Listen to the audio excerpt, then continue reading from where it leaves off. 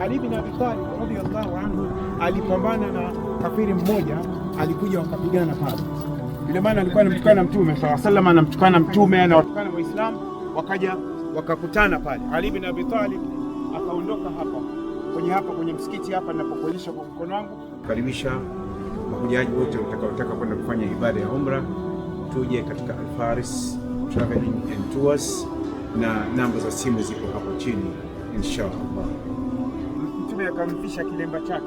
Alipomvisha kilemba akamwambia nenda pale.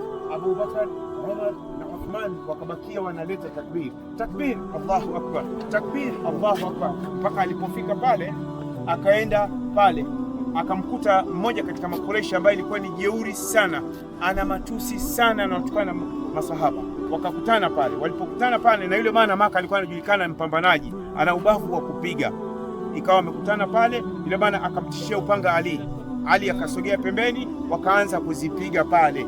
Sawa, maanake vita ya zamani ilikuwa ni ya kiume, watu wanaonana uso kwa uso, tofauti na vita siku hizi kuna drones, siku kuna nini, hiyo inaitwa vita ya kitoto.